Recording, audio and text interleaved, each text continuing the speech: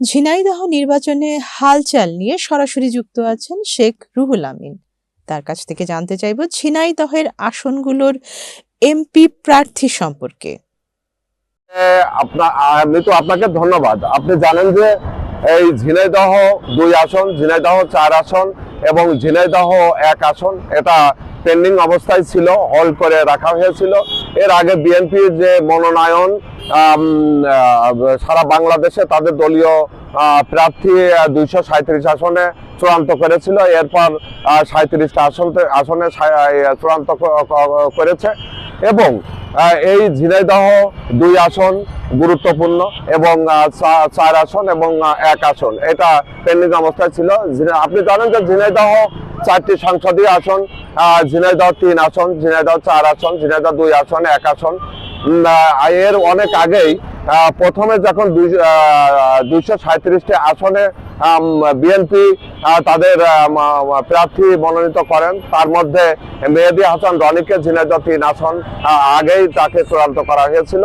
Pending অবস্থায় ছিল ঝিনাইদহ 4 আসন, 2 আসন এবং 1 আসন। আমরা প্রথমে 2-3 দিন আগে আমরা যেটা জেনেছিলাম যে গণ অধিকার পরিষদের সাথে একটা জোটগতভাবে একটা সমাধান হয়েছে।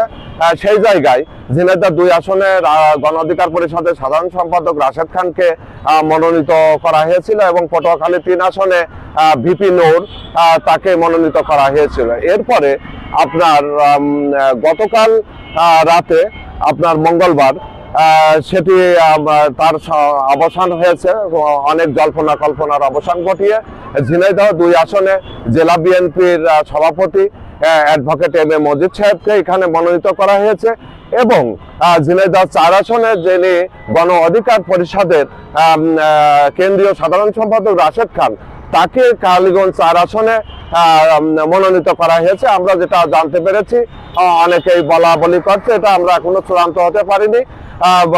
বিএনপিতে নাকি রাশেদ খান যোগ দিয়েছে, এই কারণে তিনি ধানের শীষ প্রতীক নিয়ে এসে কালীগঞ্জ 4 আসনে তিনি লড়ছেন। তাহলে আপনারা আপনি যেটা জানতে চাচ্ছেন সেটা এখন আমরা অনেকটাই নিশ্চিত হয়ে গেছি যে ঝিনাইদহ 3 আসনে মেহেদী হাসান রনি, কালীগঞ্জ 4 আসনে গণ অধিকার পরিষদের যিনি রাশেদ খান ছিল তিনি বিএনপিতে যোগদান করেছেন এবং ধানের শীষ প্রতীক নিয়ে তিনি সেখানে লড়বেন। এখানে মূল প্রতিদ্বন্দ্বিতায় থাকবে জামাতে ইসলাম এবং ঝিনাইদহ 2 আসনে M A Majid advocate M A Majid তিনি এখানে ধানের শীষ নিয়ে লড়বেন এবং শৈলকুপা 1 আসনে যিনি অ্যাটর্নি জেনারেল ছিল অ্যাডভোকেট আসাদুজ্জামান, তিনি অ্যাটর্নি জেনারেল পদ থেকে পদত্যাগ করে তিনি ধানের শীষের মনোনয়ন পেয়ে তিনি ধানের শীষ নিয়ে শৈলকুপা 1 আসনে তিনি জামাত প্রার্থীর সাথে লড়বেন। কিন্তু এখানে আমরা যেটা দেখতে পাচ্ছি যে ঝিনাইদহ 4টি সংসদীয় আসনে মূল প্রতিদ্বন্দ্বিতায় জামাত ইসলাম থাকবে এবং ধানের শীষ প্রতীক থাকবে।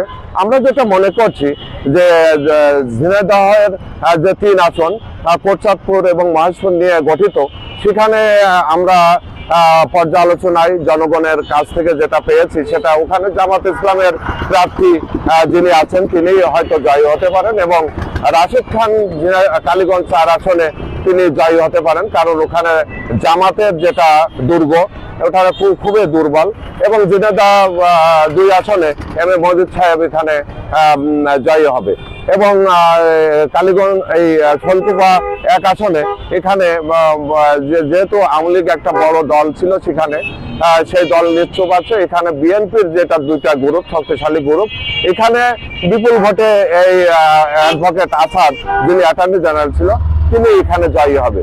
তা আমরা সব আসনে যেটা খোঁজ খবর নিয়ে পেলাম সেটা এখন যেটা আশা করা হচ্ছে যে 3টে আসনে বিএনপি জয়ী হবে এবং 1টি আসন জামাত জয়ী হবে। কিন্তু এই ছিল নির্বাচনে ত্রয়োদশ জাতীয় সংসদ নির্বাচনের সর্বশেষ তথ্য। আসসালামু আলাইকুম। ধন্যবাদ শেখ রুহুল আমিন সরাসরি রূপসী বাংলা টিভিতে যুক্ত থাকার জন্য।